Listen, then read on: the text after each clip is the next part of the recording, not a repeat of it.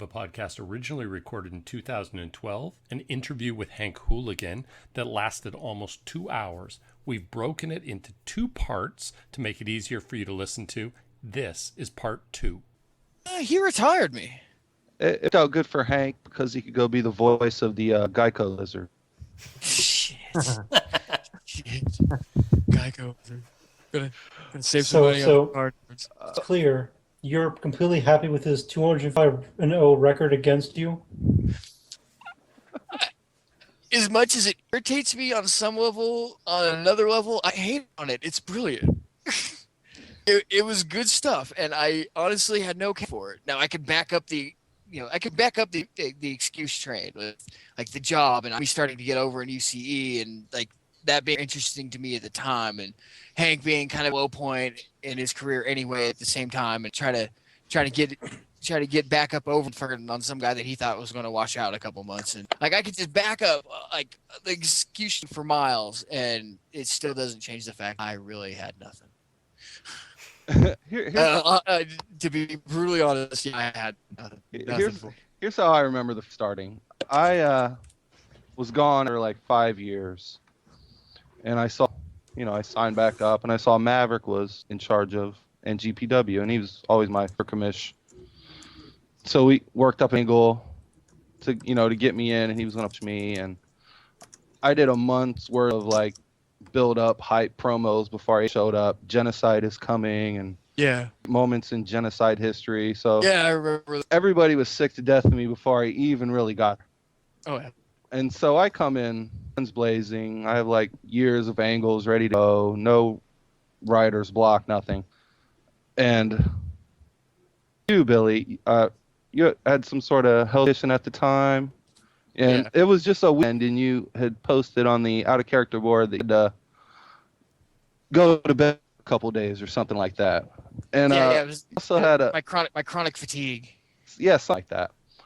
And but you also had Hank get drugged or something to explain why you were going to be gone. Okay, sounds like something I do. And so I keep posting, and I'm sure you come and you're shocked I'm still going. I've kind of become the centerpiece fed because I'm getting pushed so hard. I won the fight on my first card, and through a brick wall all the way to the moon. That was your push. You come back and you had posted some sort of post with I think Bon and the Japanese follow Hank around, and they were talking trash about Gino basically, and I was king shit at the moment, so I just decided to start feuding at you. But I ended the first post with "Go back to bed, nobody missed you." Oh god, yeah, the OE cheap shot. Yeah. I completely faced that. You lost it. Oh yeah. You have the delete me, send me post. I don't even care. I'll never work with scumbag again. Yeah, but, because like seriously, like I my medical shit is something I have to deal with all the time. Like right, yeah, and we talked out, and I admitted it was cheap, semi out of character to eat. And I did point out that you didn't get drugged, so it wasn't completely out of character. Yeah, it was a semi out of character. Yeah, it was one of those gray areas. Yeah, exactly. You get the no prize. Exactly. So, then we started the feud, and I was king you, and I think you put like 500 ducks in my locker room, and oh yeah, I wanted to move on to chicken and maybe kitty cats because I'm a pussy, Yeah, because you were a raging pussy. And then yeah, because I made sure they were all rabid. You made the point of having Hank sign a contract to face Gino anytime, anywhere. Oh god. Yeah, you're reminding me of things that I'd forgotten I'd done. And then you went inactive. And I fought Hank anytime, anywhere. For months. The actual feud was like 3 weeks long. I kept it going for at least a year. Wait, during Sponsor Wars, didn't you cut him out in every fight? Yeah, that was round That was Yeah, that was WrestlePalooza. That's what I meant. WrestlePalooza, yeah. the Genocide versus Hank Hooligan World Tour. Yeah. World Tour. And I would go and I'd one from each Fed, from each continent on their pay-per-view. And I would just name off a list of cities from the continent. Like North America, I went to, Boston, New York. If I remember right, I did show to one of those. Like I remember I did something in Vegas, Sony Video Vegas. Like I made a little. I can put it on YouTube so I can embed it into the post. I thought you meant to show up, but something come up, so it was just kind of me. No, I did it, and then like just blatantly OSB'd you. Oh, really? I missed that. And then I took off and went back to inactive. I must have known someone kept going. I missed that one. Imagine that. Stan Daniels, I'm not a great reader. So, Billy, I got another question. Shoot. You used to be a real-life wrestler. Yeah. Well, Yes. drawing from experience, when you're in a match with someone and you're working the match, does that background affect how you write, and does it make you critical of someone else's writing, or do you see a match and go, "What is this guy doing? Isn't how it works." Like, Yeah. what does this background do when it comes to working a match with someone? Well, how certain moves flow together. Duck the drop. Duck clothesline. Take the close. Drop down, leapfrog, drop kick. Like you're just chains of moves that are stock within like the wrestling handbook, and just like linking those together. And when you see like when you're working a match with a guy who's obviously going from one place to another place, and you're like, huh, like how did that drop kick follow up with a clothesline? Really, how did that work? Like, just weighing stupid crap, and it's like, oh, dude, those moves make sense together. Yeah. There's theme. The key to fix that is you have like Johnny Rude and only know 3 moves. DDT all the way. That's all I need. DDT. Dude, there's like so many variations. Even Hank, you love the DDT. It's pretty great. Double up DDT. Inverted Byron's DDT. Fucking so many DDTs. If I give it to be like a man of 1,000 DDTs, then I went inactive. So there went that item. And more onto the topic of running a match, what kind of pointers would you give people that, especially on the King of Wrestling, to write better matches or better flowing matches, things like that? Watch lots of get DVD download rips of like these shows and take notes of what kind of moves these guys are putting there in spots, and a lot of that will, one move follows another, and you'll get these chains, and it actually can translate that into writing it fluidly.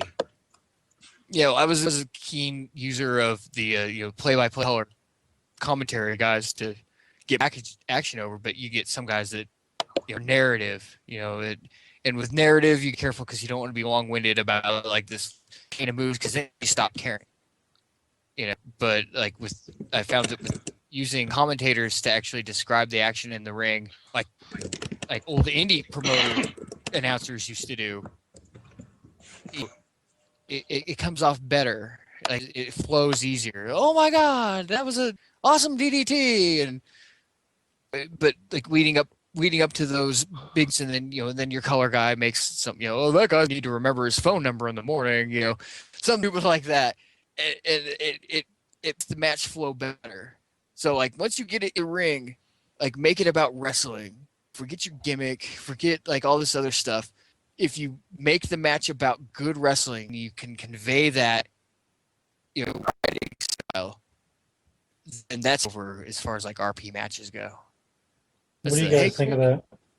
Hey, good recipe for success. What do you guys think about that? I definitely agree. I think the problem with that is I don't think most of the people that still play and judge the matches are watching wrestling.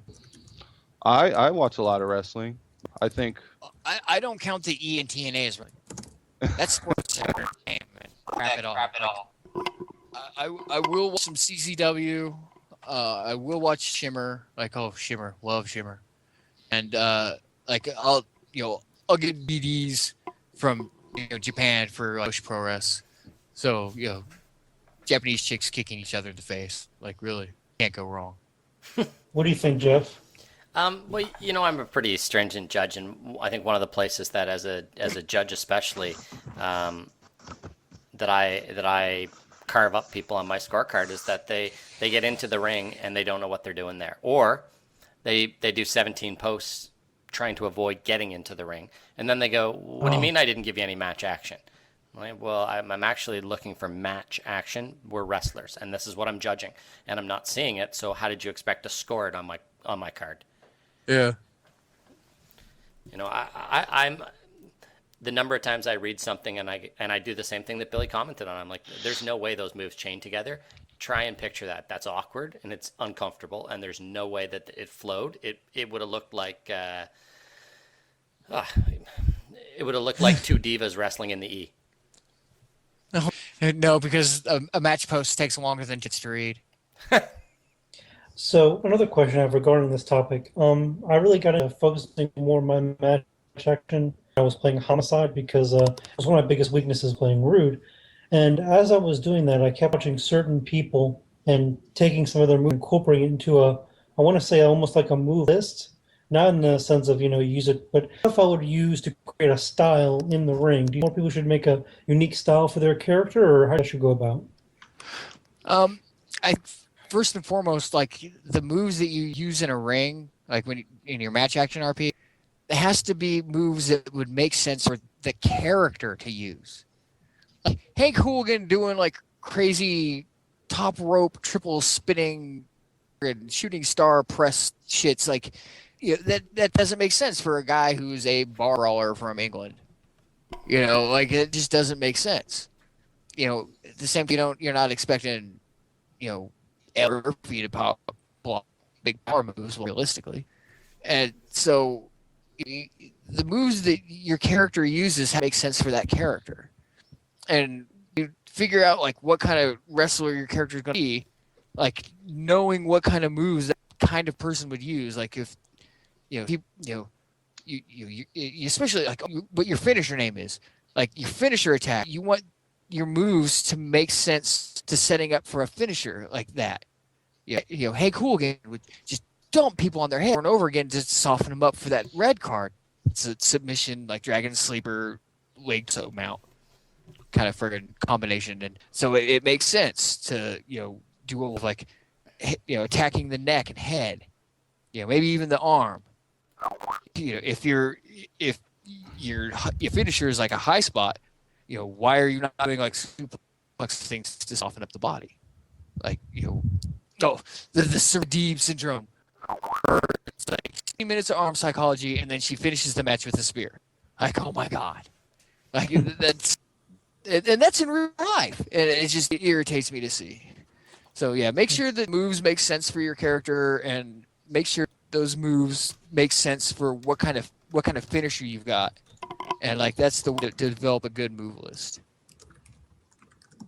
What does the rest of the group think of this? Say again? I'm asking the rest of this here. What do you guys think about this topic, about creating a style for your character and what have you? I like it. It makes it easy for people to work with you and put on a good match. Bryce? Is he Same, still pretty alive? much. Feedback. No, totally agree. I mean, nothing's worse than trying to role play with a character who has no real, I don't want to say move list, but style of wrestling. Yeah. It's difficult to get what kind of moves you want to role play them doing, and it just becomes mundane fighting them. The guys who have just the most chaotic set of moves that they just kind of been to a match, and then when you have them do a move and they think it's something you would do, they bitch to you about it. I never do that move. It's really, dude? Really? He would never do a scoop slam, only a power slam. Yeah. I remember Faith once complained to me because I had the character jump on the top rope and drop an elbow, and Eric gave a bunch of shit about it. It's like, man, he said, Faith never leaves her feet. She doesn't jump around. She's not a lure. I'm like, people jump sometimes, man. Believe it or not, moves happen, and they're not always the same three unless you're Cena. Or Hulk Hogan. Or Johnny Rude. Yeah. No, he covered that when he said John Cena. Oh, right. Man, fuck you. Anyway, Jeff, what do you think about this? Like I think there's a lot of guys out there who have no clue who their wrestler is to begin with. I think from a characterization standpoint, it's a lot deeper than just not knowing what moves they would use and how to build up to the finisher that they want to talk about. I think there are guys out there that couldn't tell you what their wrestler did when he was 15 years old. They just haven't given him any thought. They show up and play a character that's about as deep as a puddle. And then they don't have anything of value to offer you in the role play because, frankly, there's no depth to the character. Yeah, those are the guys where like I'll read their stuff and then like just shaking myself and go, "Oh yeah, welcome to regional hell, dude." Another question. What for the group? What do you guys think is more important? Developing a good character with like background and history and different range of emotions and likes and dislikes, things like that, or developing a good wrestler? Because I find some people are at one and not so much at the other. What do you guys think? Oh, I mean, I think- there have been guys that like know the playbook of wrestling, match and flow.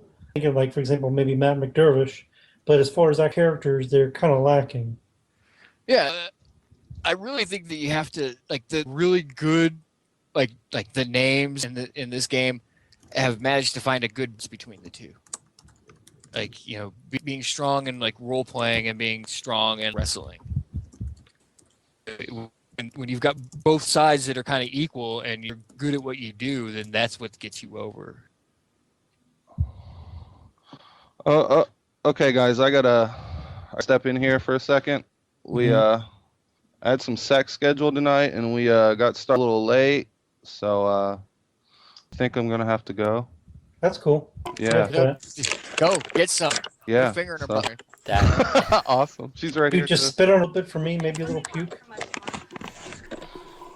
Wait, you're just having sex? It's only lasts for a couple minutes. Come back. I'll keep them on. Oh, Yes. nice. Thank you. Yeah, we want to hear you moan. Oh, Jerry Sandusky. Uncle Jerry. All right, man. We'll see you. Later. later. Jeff. All right, let's route this back to our topic for the evening while we've got some time here, guys. And let's talk about the King of Wrestling, which, even though we've postponed, clearly had a week. Gringos have nothing for Diablo Blanco. All right, Dude, I want to know something, Billy. My manager when I was working the ring, Scotty McStomp, he played El Diablo Blanco for a while, so had to give my bloke a shout out. Right. Okay. So, Billy. Oh, go ahead, Jeff. No, I was just going to say that before we cut off, I was going to try and redirect this back to the King of Wrestling topic because even though we've rescheduled it, I thought it was a good opportunity for us to visit the issue of poor signups and give us an opportunity to talk about who we think should sign up and to call out a couple of people. And I was interested to hear Billy's thoughts on maybe some of those guys that were out there that should be sticking their nose into an event like this and trying to cut their teeth and trying to make their mark and trying to get ahead. Because this is the kind of place where if you show up and everybody goes out first round exit and you end up in the semifinals to the finals, man, it can make you in terms of the game and where you stand. Yeah.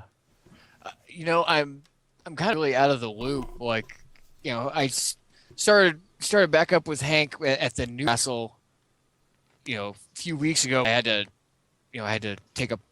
go with him again. Life getting away and crap. But the one kid really impressed me with like how quickly he grasped it and how quickly he got it. I only needed to drop him a couple messages like maybe try doing this, maybe try doing that, and he would take the advice and ran with it. It's Brandon Nitrous. He's a WrestleNet like that kid. If he stays with it, he could be a blue jibber like for real. And there's another guy, Expert. Like I think he's played other characters before. I don't think this is his first rodeo. That's a conjoined twins tag team. Right. Yeah, like just the interplay between the two sides of this conjoined twins thing. One's a face, one heel. Like he's doing it. He's doing right. Like it's a Well, that's good job pretty. of it. That's pretty brilliant. Yeah, he had a cup of coffee with us a while ago, but didn't last. He certainly was an intriguing guy. I wondered how Yeah. he was going to manage that character because it's a challenge, no question.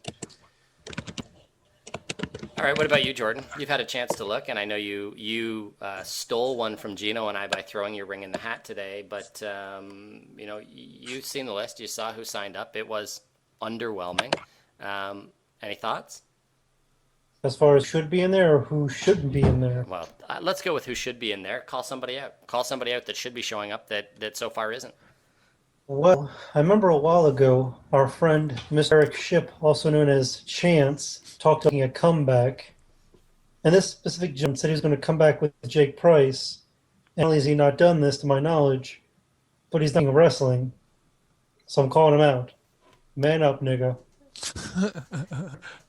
I think that's fair. He did say he was going to at least make a comeback, and And I mean, his last run, he beat Switchback. Cash. He got to he almost beat Michael Jordan, didn't he? yeah, and let's be fair. It was Kashmir operating at about the peak of what we've ever seen from him, and it was a pretty tight match. I'm not 100% sold that the outcome was spot on, but your brother's certainly capable of lining up his match action and his match flow and upsetting some people who aren't prepared for him. So I think he should take a run at it. Yeah, if only typos was judging criteria.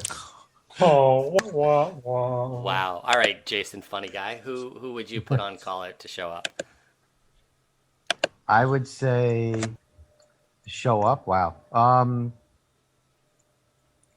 I think I'd like to see Entropy put his name in there. I like to see him be active that strongly and competitively for a whole month. Besides, I mean, he hasn't done that since his OWC win a long time. I mean, he's had months of activity, but it's the usual. Yeah, trolling's stuff. not the same, right? Exactly. I'd see him focused and going in, potentially 4 hard matches. Mm-hmm. I'd add that. I think that Max is a guy who needs to take a real run, and I think last year he intended to, and I think he was caught way off guard with the person he picked for the first round. I don't think he knew it was Rev under the mask, and I think Rev snuck up and bit him, which was more power to Rev. Oh, Reverend? Rev Future, Oh, different guy. Jeff, what about your boy Kansas Kid? He did not throw his name in. Yeah, and he's on my list. I've got a few guys, and I've talked to some of them. I haven't talked to the Kansas Kid. I think it's a tough win for Kansas only because we judge so heavily on wrestling, and he's not what you would call a heavy on match action. However, he's capable of it, and he's a slick writer, and he certainly has dialogue and entertainment factor all over what he does. And even with the pushback, I'll blast him and I'll send him some PMs. He needs to be in this event. He needs to take a shot at winning this event. He's capable. So, but outside of that, I think moving to September also opens the door for some other guys that I'm going to make some comments about. I think Stan Daniels needs to find it in his schedule to show up. I think he's more than capable of winning this event. I think he's a top tier talent. I think Ryan Scott is in the same boat. And since it's after the summer, I think Johnny XS needs to make another run at it. I want to stir the pot a little bit. Billy, September, man, what are your plans? Dude, Hank, King of Wrestling? I don't know, man. Put it down as definite maybe. Definite maybe. That's the best ever. I will know more probably end of July, early August, because I've got a Shimmer trip to work save up for. Like I live my life, go to those things twice a year, so I can understand that. If I Shimmer's can, cool. oh hell yeah, dude, hell yeah. Dude, you know what they need? Since we were talking about it earlier, they need a wrestler. You mentioned Shimmer, so remind me. They need a wrestler. It's like Awesome Kong in FedEx. Any role-playing game. No. Yes, dude. They need an Awesome Kong character to show up. I mean, I think Alan Scott would shit himself. I might actually have Alan Scott get in the ring with somebody who looked like Awesome Kong. I'm done having Alan Scott get in the ring with somebody who looks like Tori Wilson. No, but Jeff, if you saw how that big ass Nubian queen like step into the ring, I think Alex got like, "What the fuck I'm gonna do, monster?" Yeah, it Like would he'd be hit her and tough. she'd just like growl. Yeah, absolutely. At least I could sell that. And she would seriously like any man Hmm. like like okay her name was originally Margaret and she went to Japan and worked Hustle, which is like this total comedy fed. And actually um Aja Kong, like, she's notorious famous, like she's the first Kong in like women's wrestling. And she would just like blast people with spinning back fists and she was a Kong, like she was built like that. And she actually um let Margaret, take the mantle of Kong when she went back to the U.S. to work and became Awesome Kong. And I was from a trip to Japan to work Wow. for a comedy fan. She's pretty tight. I like her a lot. She's one of my favorites. Her and Melissa Yeah, and Mischief. Those are my top three. yeah. I'm really in on Leva Bates lately. She kind of cosplay a little chick and like she does like face in peril so well, and like her and Allison Danger work as a tag team called Generation X, and it's all like cosplay and it's all based on like Doctor Who lore. They just crazy shit, Don't blink you're dead, don't blink you're dead, like in the middle of a match, It's and crazy. they fall for it, like oh okay, well smack. All right, now back to the King of Wrestling real quick. I wanted to know, Jeff and Jason, who you think should not be in the event. You want to take Out the of easy one, the- Jason? Out of this that was sent around, Yeah, why not? can you just refresh my memory really quick, Jordan? Because I don't have the email in front of me. I've got it here. Carnage, Falcon, Redmond, Stevenson, and Kazap. Well, obviously Pika. Pika's up. Oh, whatever, dude. Carnage, that's thing. mine. Oh, But, Pika's app is takes. I mean, Carnage all the way. I don't know enough about Stevenson to make a comment. I don't know enough about the other guy, who that is. I think. Wait, which one of them is Cremo? Yeah, well, listen, as much shit as Cremo gets, I think he deserves to be in there. We've had some marginal talent in there, and I think he can. I'm not saying he's going to go far. Did you I just think give him a complimentary blast? Look, I think he could do deserves to no be in there worse. because we've had some marginal talent in there. I'm not as big a hater on him as you guys probably. Oh, that's when you tell the kid, "How's the back of my hand?" Yeah. He could do no worse than Phil Stone. I think Pika is the easy choice from that list. I think he's the no-brainer choice from that list.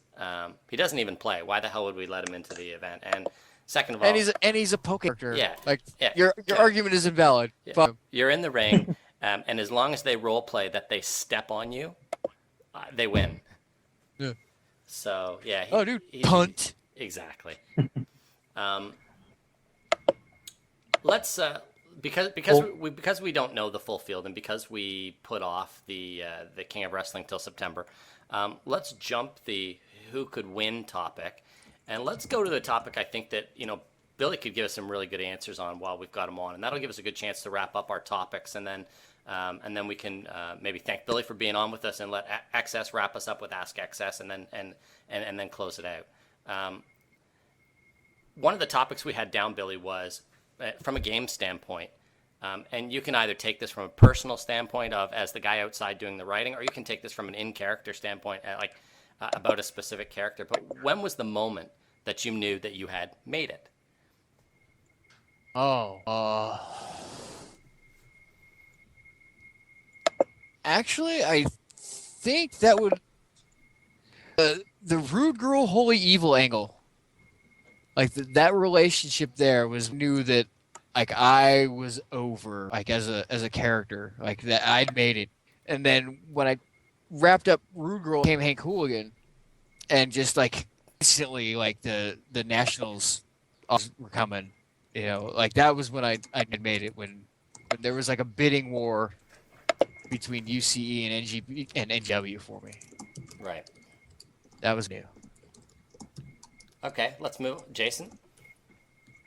For XS, I gotta say, he after C Slam closed, I thought I was right before closed. I thought I was starting to gain some respect from some of the vets who were in the national I got promoted to. So then it sucked for me having to go to wrestle and starting over in the show where there are other big names like Gino, Barrister, Storm Chevy, Holy Evil was there, a few other people. So, I mean, XS really didn't take the next step but until Gino and Barrister actually recruited Static and I into the new court. But even then, we were still kind of second tier wrestlers, like borderline main eventers thrown in here and there. It wasn't until we switched over to at the time it was SNS, Saturday Night Slam, I think it was called, and then I started making there. I started really getting the whole hang of being a top guy, and then after that, after I went to CWA, I basically was the guy there for I would say 18 months, and that's kind of when I knew I was you know what, I'm pretty freaking good at this stupid game. What about you, Jordan?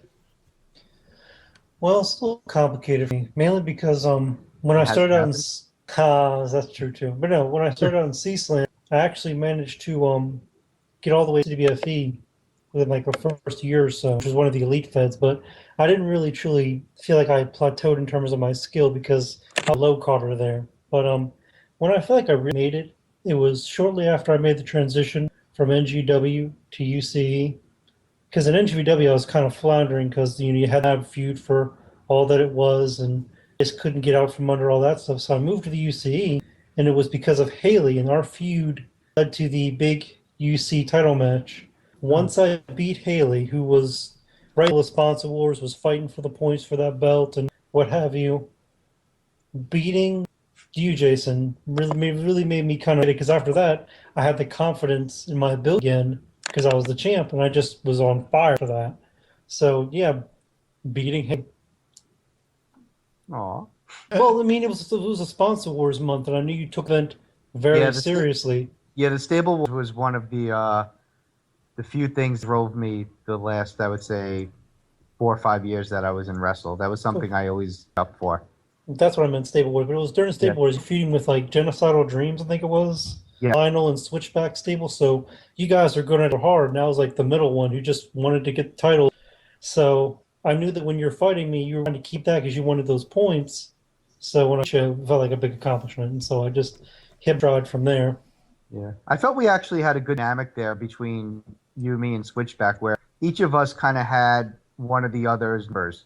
I think Switch would beat you maybe a little more than half the time, and you had my number. I think I was like 1-3 and 4 against you, and where I was like defeated against Switchback. And I think it was that was a lot of fun, not knowing what was going to happen with the three of us for a few months. Absolutely right about that. Switchback was probably the best he ever was in the moment because and for all the he gets for being Lionel's lackey, what have you, and that month was the star and Lionel was in the background. Yeah. That's my feeling anyway. What do you got for your big moment? Well, I mean, you guys, I'm the old guy, right? I mean, I was in Slam a long, long time, so I can toss it to a couple of things. Back when Slam was still hitting its stride and still had like 4,000 regional feds, I was still tied into a regional fed with Nighthawk, who was my original character, and in that time, you could do the kind of mystical, quasi-mystical character, and there were lots of guys looking to sell it, and it was working. And I don't know if you guys remember back then, but the Barroom Brawl was not sponsored by C-Slam. It was an off-site thing with, Yeah, I remember that. the big tier guys were often in it, and the last, couple of winners would judge it. And I got the push to go in it, and I was playing characters. I was playing Ed, and I was playing Hawk in separate feds. And I got the invite in both feds and ended up in separate brackets, and basically wrote my way through to the semifinal, faced myself in the semifinal, jobbed to myself in the semifinal, and then won the finals and looked at the list of guys I had just gone through and thought, I can do this. I mean, not just that I can play it, but I can play it at whatever level I need to play it at. That was probably the moment that I thought, yeah, you know what, I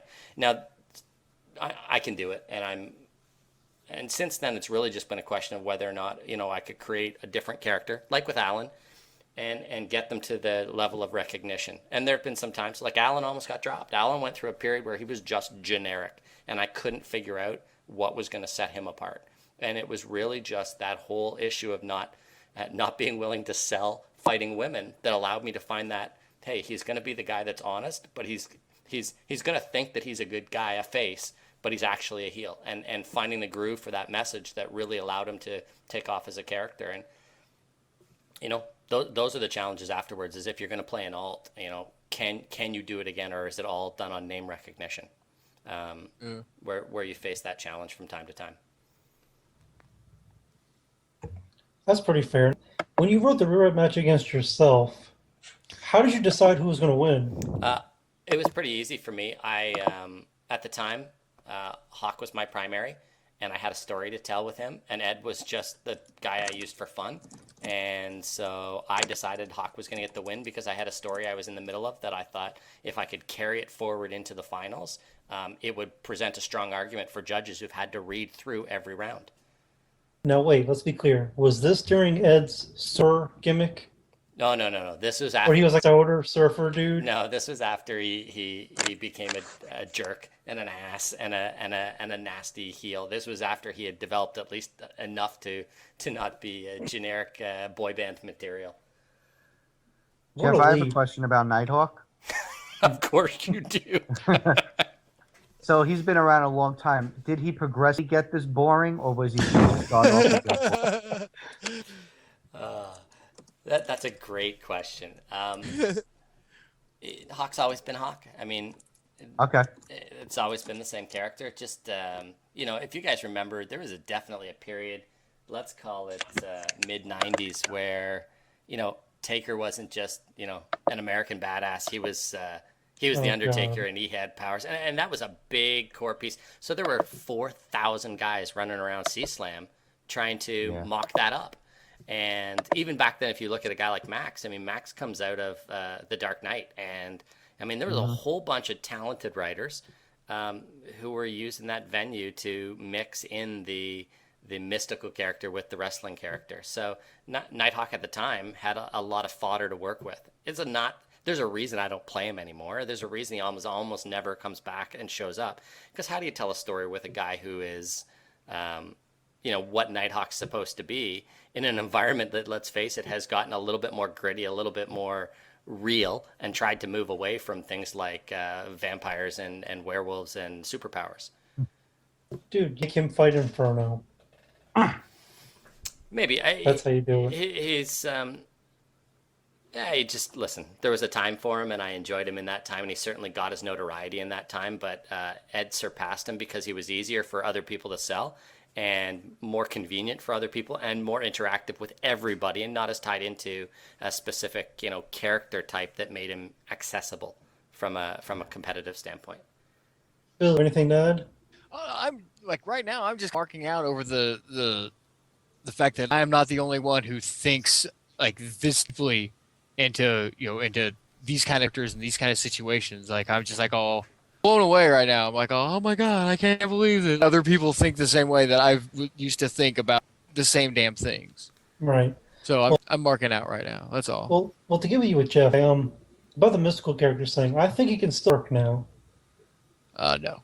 I don't see it. It's a struggle for me. Undertaker's still I beating gave the Undertaker. J-Pop-Tarts 2 powers. One can make you, vomit from a kick, and the other one can eat whatever she wants. Like that's about the extent of like how good the superpowers can be nowadays, and still have it, be playable. Yeah. Hey now, Psycho Mantis had kinds of powers, and people loved him. Scientist is an exception to prove many rules, my friend. I think that's a fair assessment. I don't see it either, and there's a reason that you don't see. I mean, will I bring Hawk back to take a look at the fight between brothers if we decide to do that story one day? Yeah, probably, because that's a story about a fight between brothers. But if 4 people show up playing vampires and run around, am I going to bring Hawk back to play the Nighthawk that he was in those days Not a chance. Run around and play I, vampires. I think you should, because any like vampires these days are going to glitter, and Well- they need to be smited. And Wait. Nighthawk would be the guy to do it. Wait, Jeff. Other Jeff has a werewolf gear. Nighthawk could fight her. Don't even get me started. Well, he could like pack over in his fists and punch her. And he would. I say something about other Jeff, and I've been holding this in for a while.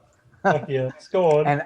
And I always start out my backhanded compliments like this, I guess, but I think he turned into a pretty good reader. I mean, I never read his werewolf, but boy, did I avoid him like a fucking plague on MSN.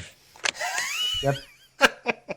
Every time he messaged me, I would cringe and just say, "Oh God, is he gonna fucking annoy me about today?" Jeff, nothing People personal, in if Wrestle you are listen. why I uninstalled my MSN. I feel you there, brother. Yeah, some people I would just cringe at. I try to be nice because listen, I play a huge dick in character. I try not to be as big of a dick Hold on. out of character. You do not play that. That is who you are. I don't know You what are you're trying that. to sell, but knock it Yeah. I'm a off. very sweet boy. I don't know what I'm talking about. Oh my god. I got rid of Kitty because all Kitty would do is complain about why he wasn't writing good matches, and I got rid of him. I remember that. Kitty has the same problem as your buddy Holland. Is when I would speak to them on MN, they would also tell me, they would also write what they're feeling or doing. It would be like, oh, looking, shaking my head or blah, shit like that. Not even shaking my head, like the eyes and all this stuff. I'm like, I don't give a fuck. Just talk. Well, wait. What do you think about I'm LOL? so guilty of doing shifty eyes, but I use like the open bracket, close bracket, like for HTML code brackets. Oh yeah. Yeah, I'll actually like emoticon the shift is out. Like I'm that guy.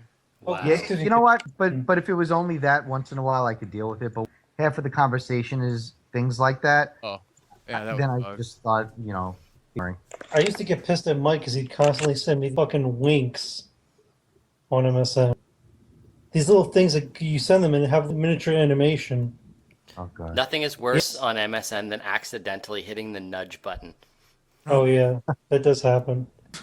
I think I I did haven't- that, Jeff. I think I did that when life was on the computer. I'm sure you did. She probably liked it though. Have we got a live Ask XS segment ready?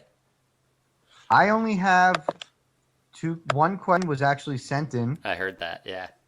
and then I have a question that was actually just messaged to me a few minutes ago. So I will take the first question that I received a few days ago from Vincent Terranova, and he asks, "Your guest last week, Mr. Meredith, took it upon him to call a member of the current roster second rate and a jobber."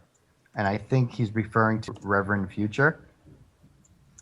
My question, Johnny, is would such a character be better off letting himself go until he ballooned to some obnoxious weight, copy of unoriginal Dusty Rhodes promo from years ago, and basically do nothing of significance for his entire tenure in FedEx? Damn. So I think he should be less vague here. But then he asks, would that put him in better standing with the homos that sit around and the circle jerk table and do the cast? Oh, and tell Gino that I'm enjoying the true one at the Reds game. Wow. I think brings up Franco a on very good. blast. I didn't And- realize I was in a circle jerk currently. Yeah, you probably missed the first batch of semen, but you're good for the second. Oh yeah. Oh, then they're over for one more.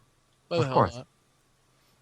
I really don't have an answer to Vincent's great question, except that I don't fully disagree with him. All I right. think Aaron Ashton, out of all of Randy's characters, was probably my least favorite to RP with. to He was roleplay the with. worst. Why was that? Jesus.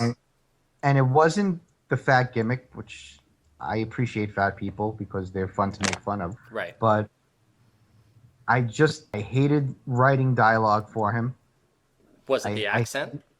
Yeah, it was that whole D. Rhodes accent, Right. and I tried to avoid it. Even when I faced him in the King of Wrestling finals, I tried to steer away from a lot of dialogue with him, knowing that it would be a weak point of mine.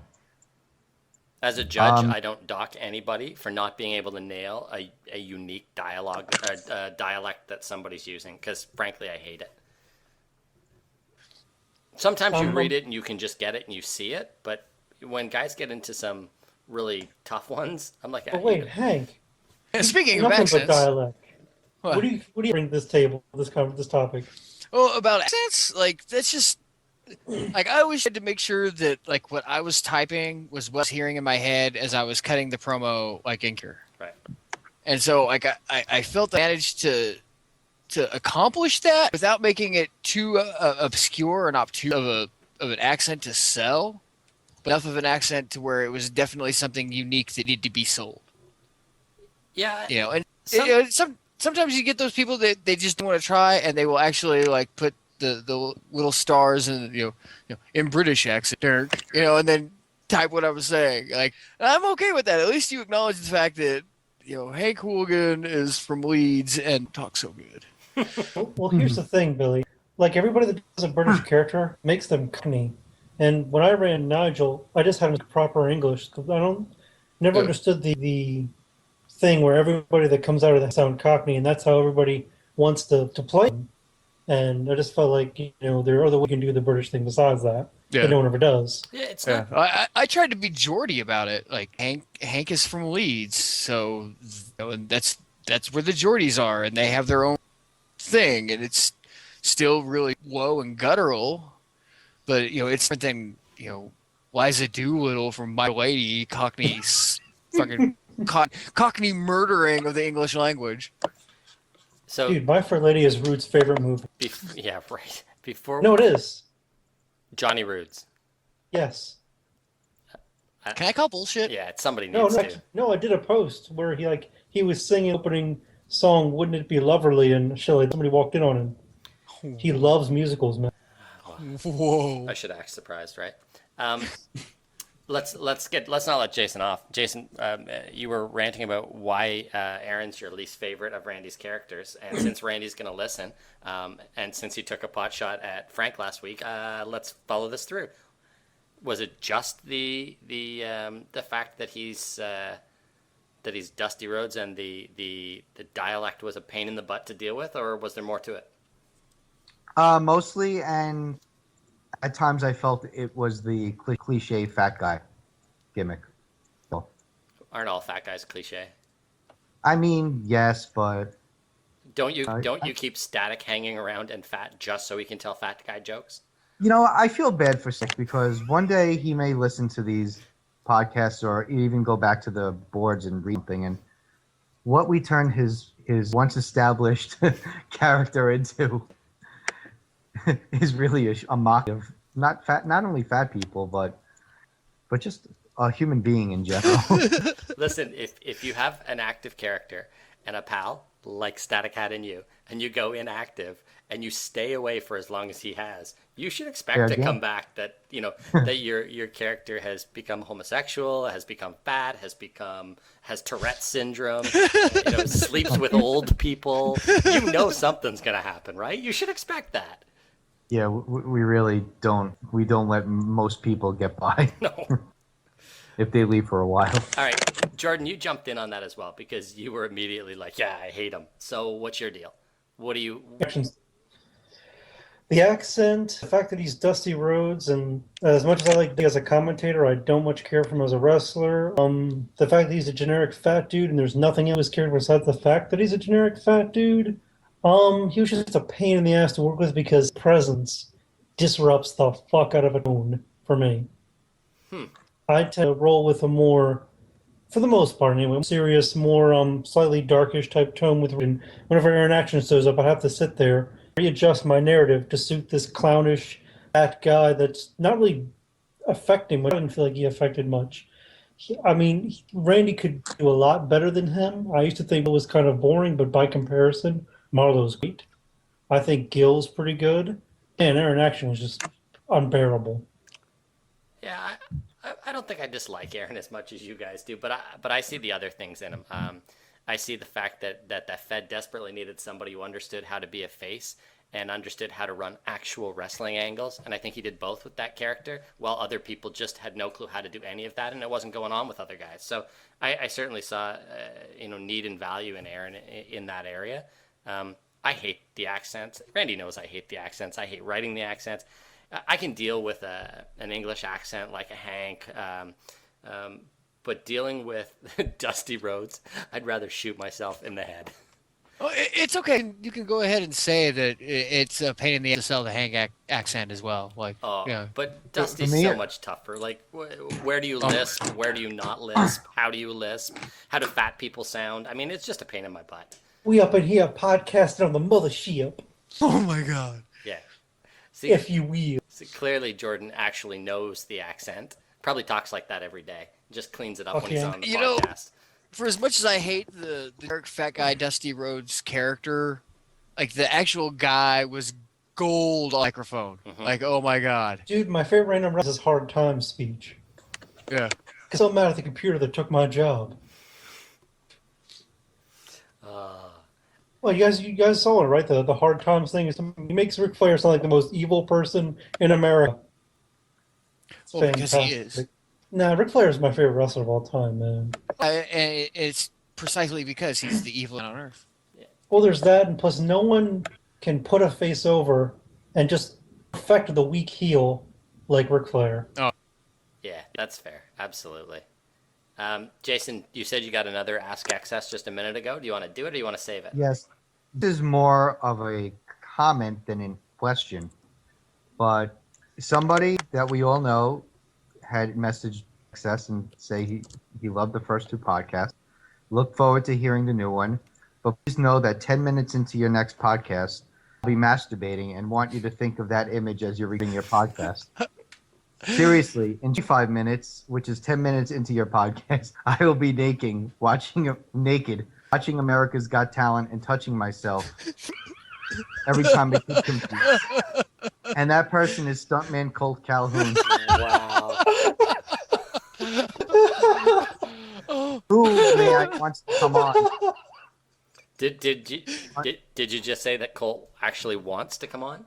Yes, he actually thought he wanted to come on tonight originally.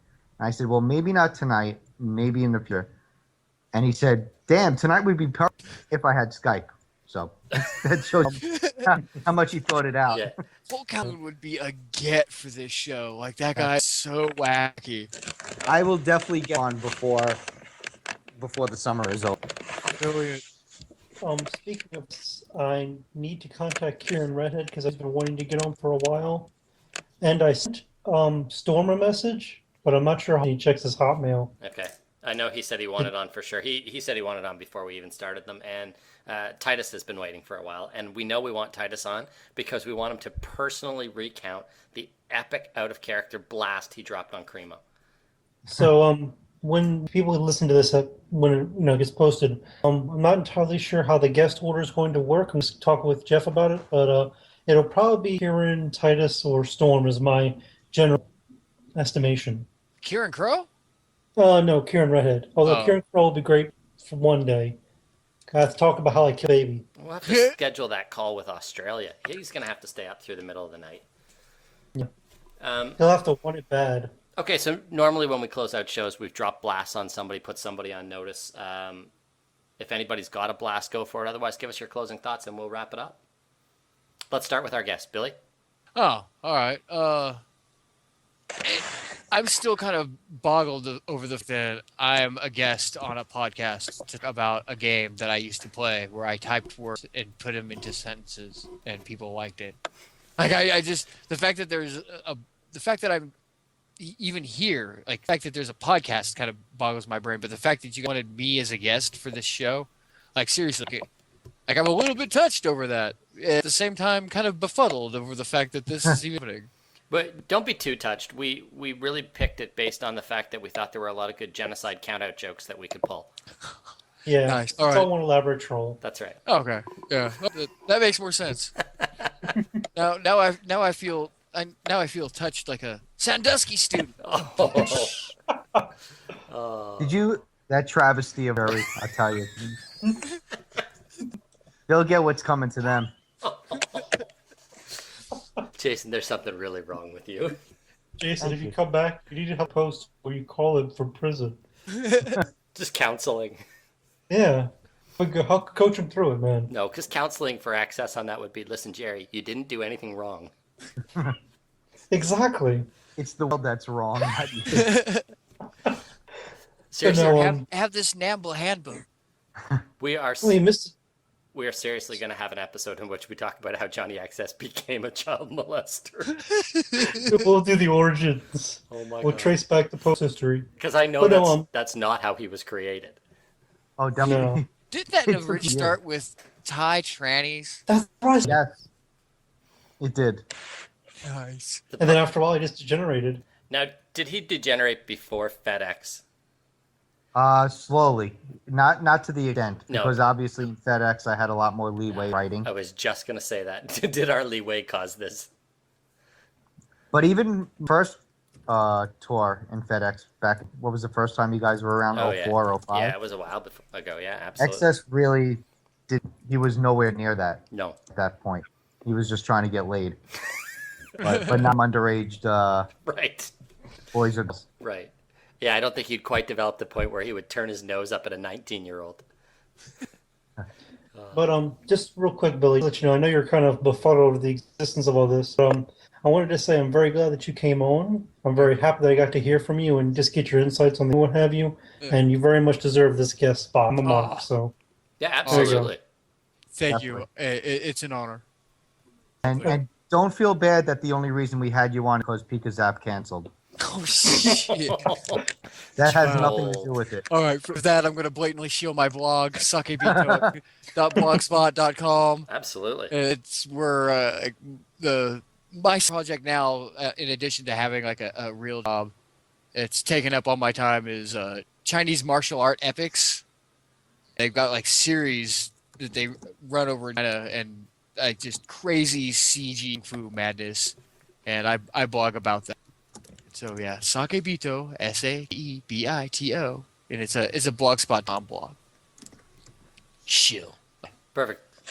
Jordan, you have any blasts or closing arguments you want to make as we wrap it up? I do have a closing argument, or I should say a blast. Let's hear it. Chronic fucking sucks. Sorry, Billy. I know you like him, but he fucking sucks dick, and he's always up to dick, even back when he was at NGBW back in 03. I don't know why in hell he was ever considered for the Wrestle Hall of Fame. Now, I know, say what you will about the Wrestle Hall of Fame, it does have some legitimate people in there, like Naked Man, Whole Evil, so on and so forth. Why this clown, this transgendered pussy fuck, was ever considered is just beyond me. He sucks dick, he can't sell, and he's just garbage. I hope that if he comes to the King of Wrestling, I'm there and I'm active, so I can beat the living shit out of him on the roleplay boards, and hopefully retire and rage quit in the way of Battlestone. Fuck that guy. Well, Chronic and Battlestone in one sentence. Well played. Well played. And Chronic, because I know you're listening. Rude is posting in Evolution X. Feel free to drop by and light him up. Give it to him. No one's going to step in and interrupt you. It's a free for all. Off you go.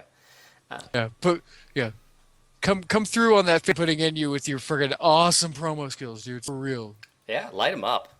Seriously, Dude. he hasn't played in ages. You've got him at a disadvantage. Strike while the iron's hot. Do it now. Do it while you have the chance. Go to the upper.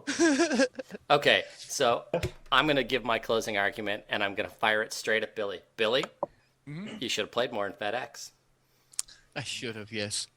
Seriously, talented. A guy who really gets match action, which is something that we certainly have always valued, and we just didn't see enough of you. And, my closing argument is going to be, you should have played more in FedEx. You should have played more with guys here, like Gino, like Rude when he was here, like Access, like Stan Daniels, like Marlo, like Rev, like me. I think it would have been awesome. That's my closing thought. And we have an excellent way to go out because Naka, count us out. 1, 2, 3, Oh my god. 4, Wow. Your English is so terrible. 7, 8, 9, 10. Sayonara, cunt. And with that, we will wrap up our Federation X podcast, Running on Tangents 2-part series with Hank Hooligan.